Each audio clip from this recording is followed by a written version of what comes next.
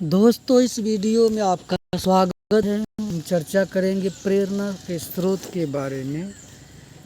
अभिप्रेरणा या प्रेरणा कहना चाहिए, प्रेरणा भाषा के जानने वालों के लिए, या कहना चाहिए लैंग्वेज प्रेरणा कहना चाहिए, लेकिन शिक्षा मनोविज्ञान में वही हो जाता है अभिप्रेरणा भी जुड़ जाता है। जैसे वृद्धि कहना चाहिए, जिसका अर्थ होता है बढ़ना।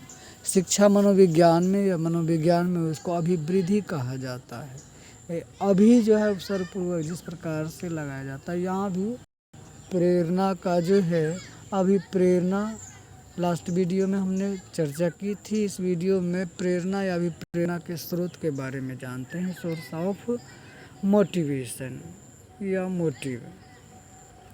प्रेरणा के स्रोत दोस्तों क्या क्या हो सकते हैं, तो आइए जानते हैं। सर्वप्रथम आवश्यकता होती है, नीड की आवश्यकता होती है। पहला जो एक स्टेप है प्रेरणा के स्रोत का, वह आवश्यकता है। इसके बाद है चालक यानी कि ड्राइव। तीसरा जो है उद्दीपन, और चौथा प्रेरक।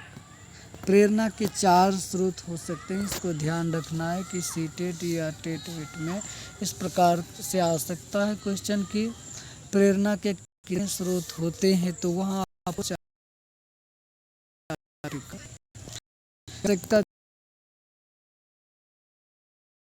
चालक स्रोत है। प्रेरणा दोनों करना है। तो आइए जानते हैं कि आवश्यकता किस प्रकार से होती है। किसी भी व्यक्ति को या प्राणी को शिक्षा मनोविज्ञान में कहना चाहिए कि प्राणियों का अध्ययन किया जाता है, प्राणियों के व्यवहार का अध्ययन किया जाता है। तो यहाँ प्राणी की हम चर्चा करते, कुछ न कुछ आधारभूत जो है आवश्यकता होती है। प्राणी की जो है सर्वप्रथम आवश्यकता होती है, जो मूलभूत या तो अर्जित होती है या जन्म से होती है। जन्म के साथ ही प्राणियों की आवश्यकता शुरू हो जाता है। जैसे जब प्राणी को भूख लगता है, यदि प्राणी को भूख लगती है, तब भोजन प्राप्त करने के लिए तनाव उत्पन्न हो जाता है, या वह प्राणी या व्यक्ति कहना चाहिए कि बेचैन हो जाता है। सर्वप्रथम नीड जो होती है, जो मूलभूत है, कहना चाहिए भूख जो है, भूख के कारण व्यक्ति तनावग्रस्त हो जाता है, विचलित हो जाता है, भोजन प्राप्त करने के लिए प्रयास करता है, इधर उधर जो है एक्टिविटी करता है, व्यवहार करता है। भूख जन्मजात कहना चाहिए। प्राणी भोजन प्राप्त करने के लिए क्रिया करता है। जब भूखे होते हैं कोई भी प्राणी या व्यक्ति, तो वह क्रिया करता है, तब कहीं उसे भोजन प्राप्त होता है, और जब भोजन की प्राप्ति हो जाती है, इसके बाद बेचैनी समाप्त हो जाती है। प्राणी की मूलभूत जो है आवश्यकता कहना चाहिए कि भोजन है, पानी है, जल, वायु, भोजन। इसके बाद जो है काम निद्रा भी कहना चाहिए, जो प्राणी की आवश्यकता होती है। ये एक मनोवैज्ञानिक का हम उल्लेख करेंगे, बोरिंग एंड लैंगफील्ड एवं विल्ड के अनुसार। ये 3 मनोवैज्ञानिक ने जो है अपना विचार दिए हैं कि इनके अनुसार क्या है कि आवश्यकता शरीर की कोई ज़रूरत है, कोई ज़रूरत क्या, बिल्कुल ही ज़रूरत है आवश्यकता, या अभाव है। आवश्यकता जो है भोजन जो है शरीर की आवश्यकता है। बिना भोजन के जो है कोई भी प्राणी जीवित नहीं रह सकता है, वीक हो जाएगा। तो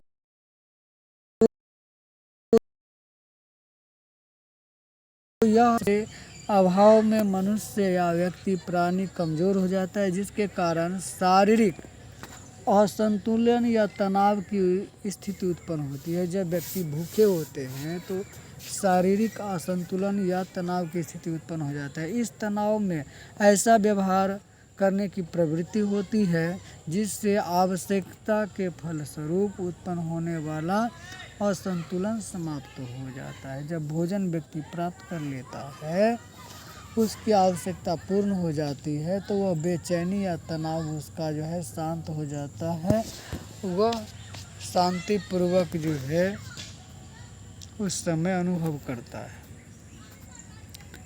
अब आवश्यकताएं प्राणियों के जो है आंतरिक तनाव को जो जन्म देती है। जब भूख लगती है तो वह आवश्यकता होती है और व्यक्ति जो है तनावग्रस्त हो जाता है, या आंतरिक तनाव कहना चाहिए, जो लक्ष्य प्राप्ति हेतु निर्देश क्रिया को उत्तेजित करता है, जो व्यवहार करने के लिए जो है प्रेरित करता है। थॉर्नडाइक ने जो है जो बिल्ली पर प्रयोग किया था, तो उन्होंने भी भूखे बिल्ली को रखा था और उसको जो है भोजन दिखाया। भूखी बिल्ली जो है प्रयास किया।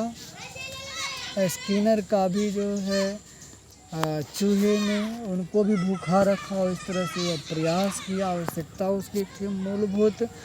इसके बाद वह क्या किया कि प्रयास किया, क्रिया किया, व्यवहार किया और भोजन को प्राप्त कर लिया। यह अधिगम से संबंधित है। चालक, दूसरा जो है चालक, प्राणी की आवश्यकताएं संबंधित चालकों को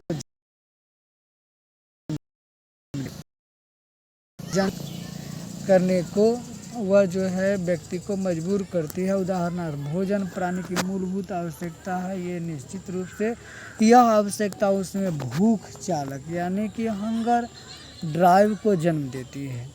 इसी प्रकार प्राणी की आवश्यकता उसमें भूख चालक प्यास को जन्म देती है। भूख चालक के रूप में वह जन्म देती है, जिसके कारण वह क्रिया करता है। निश्चित क्रिया करने के लिए उत्तेजित करता है, स्टिमुलस करता है। प्राणी क्रिया करने के पश्चात जब भूख या प्यास की शांत कर लेता है तब वह क्रिया करना बंद कर लेता है, तब वह आराम से बैठ जाता है। अब उद्दीपन क्या है, इसके बारे में चर्चा करते हैं कि उद्दीपन किसी वस्तु की आवश्यकता होने पर आवश्यकता को पूर्ण करने के लिए चालक उत्पन्न करती है। उद्दीपन जो है व्यक्ति को क्रिया करने के लिए उसके आंतरिक जो है चालक उत्पन्न करती है। तीनों का एक दूसरे से रिलेशन है, आवश्यकता, चालक और उद्दीपन। किसी वस्तु, जिस वस्तु से आवश्यकता पूर्ण होती है उसे उद्दीपन करते हैं, यानी कि भोजन जो है उद्दीपन है। जैसे प्राणी को व्यवहार करने के लिए भोजन दिया भूखे रख करके और वह क्रिया किया, तो भोजन जो है उद्दीपन का काम करता है और प्राणी उद्दीप्त होकर भोजन प्राप्त करने के लिए क्रिया करता है। उदाहरण के लिए, भूख एक चालक है। भूख क्या है? चालक है, और भूख चालक को भोजन से संतुष्ट होता है। भूख जो है भोजन से शांत होता है, तो भूख जो है चालक से कहना चाहिए या भोजन से शांत होता है। तो भोजन चालक के लिए उद्दीपन का कार्य करता है। भोजन जो है व्यक्ति के लिए, प्राणी के लिए उद्दीपक का काम करता है, जिसका फलस्वरूप व्यक्ति जो है वह क्रिया करता है, व्यवहार करता है। जो व्यवहार करने को उद्दीप्त करता है उद्दीपन कहा जाता है। इस प्रकार आवश्यकता, चालक और उद्दीपन का एक दूसरे से संबंध है। इस सूत्र को हिलगार्ड ने आवश्यकता, चालक और उद्दीपक के रूप में व्यक्त किया है। आवश्यकता चालक को जन्म देती है, आवश्यकता जो है चालक को जन्म देती है, और भोजन जो है उद्दीपन का कार्य करता है। चालक उत्पन्न की तनाव दशा में चालक उत्पन्न तनाव की दशा है जो कार्य करने को प्रेरित करती है। उद्दीपन बाह्य वातावरण की कोई वस्तु हो सकती है, यानी कि किसी ने उद्दीप्त किया तो बाहरी भी हो सकती है, जो आवश्यकता की संतुष्टि करती है। इस प्रकार क्रिया के द्वारा चालक को कम कर देती है।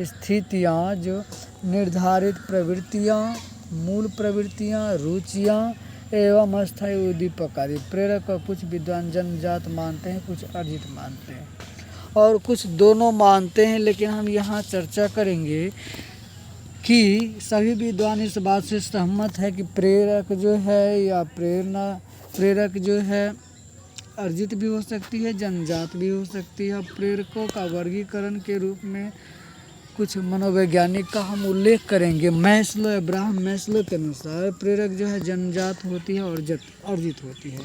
कुछ जो है जन्म के साथ ही शुरू हो जाता है और कुछ यहाँ आकर के अर्जित करना पड़ता है। थॉमसन के अनुसार स्वाभाविक और कृत्रिम, ये दोनों है। स्वाभाविक जो जन्मजात है और कृत्रिम जो अर्जित है, यहाँ भी दोनों सेम है।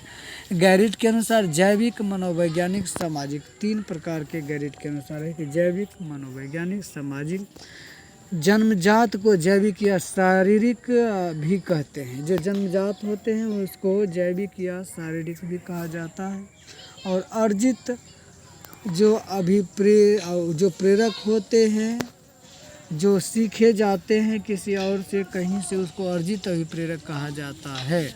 सामाजिक जो अभिप्रेरक है, ये सामाजिक आदर्शों, स्थिति और संबंधों आदि के कारण उत्पन्न होते हैं, जैसे आत्म सुरक्षा, आत्म प्रदर्शन, जिज्ञासा, रचनात्मक आदि। स्वाभाविक खेल, अनुकरण, प्रतिष्ठा, कृत्रिम, दंड, पुरस्कार, ये सभी जो है प्रेरक के रूप में आता है। तो दोस्तों, इस वीडियो में हमने जाना कि प्रेरणा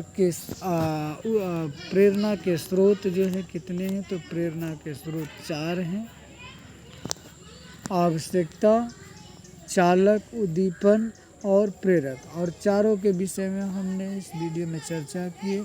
तो वीडियो पर बने रहने के लिए धन्यवाद दोस्तों। कुछ इसमें कमी रह जाती है तो आप कमेंट्स कर सकते हैं। आपकी कोई इच्छा है, जिज्ञासा है तो आप कमेंट्स करेंगे, लाइक करेंगे, डिसलाइक करेंगे तो कमेंट्स का हम जवाब देंगे। आशा करते हैं ये वीडियो आपको पसंद आया होगा। तो वीडियो पर बने रहने के लिए धन्यवाद दोस्तों। चैनल पर नए हैं तो सब्सक्राइब करना नहीं भूलेंगे। धन्यवाद।